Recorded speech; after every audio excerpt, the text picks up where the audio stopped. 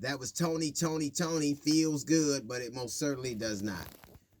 Every day, or fairly often, I don't want to be hyperbolic, there are images of police officers interacting with motorists or coming to a restaurant where somebody's been called, or at an apartment building where people feel somebody doesn't belong, or even a park where somebody's bird watching, all too often. And the response generally is anger. When they show up, it seems as if they have an edict, and that edict, that motive is to either hurt someone or send someone to jail. Most recently, in Aurora, Colorado, a family of four, all females, ranging in age from 17, I believe, to 6 years old, were pulled over by police officers, handcuffed and put on the ground because of it was a mistaken identity. They thought it was a stolen vehicle. The vehicle turned out to be a motorcycle. Now, I know black people are capable of doing a lot of things, but minivans generally, even with black people, chock full of black people, don't look like motorcycles. I've watched any number of times when police officers exercise restraint and professionalism. I watched it with Dylan Roof when he was taken to Burger King. I watched it when, as recently as El Paso, a little over a year ago, when 19 were killed and he was walked out to the car. What is it about interacting with us that makes them so angry? And what is it that the response is always, oh, well? Elijah McClain in Aurora, Colorado, also walking along. He certainly had developmental problems. He told them as much, and he was restrained and given ketamine, and he died. Not only was that bad enough that they didn't pose a threat, but 3 officers were fired for laughing about that.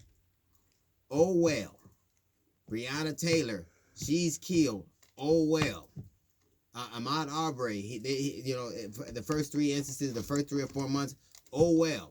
Tatiana Jefferson playing a game at 2 o'clock in the morning with her nephew. A police officer kills her. Oh, well. We have had enough oh, wells to fill lifetimes. There needs to be change, systemic change, and accountability. Let me tell you something. There used to be a way things were in any number of industries. Hollywood used to be able, those men used to be able to comport themselves certain ways. That changed overnight. This very industry, right after Janet Jackson's titty came out, this industry changed on a dime. And they were used to doing things a certain way. In Hollywood, it changed on a dime. In new broadcast rooms, it changed on a dime. At workplaces all over the country, it changed on a dime, and so do police departments. They need just like everybody else, accountability. They need an overall change.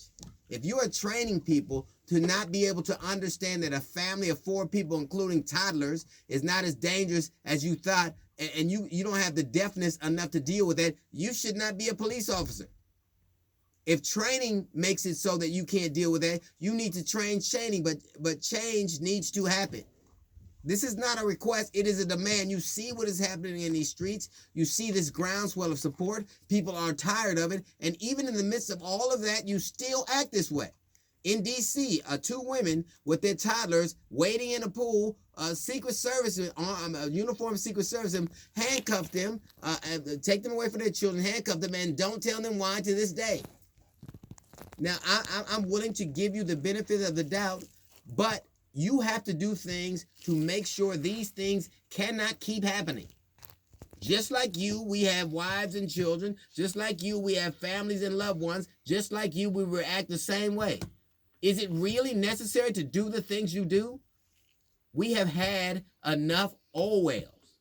It is damn well time things change.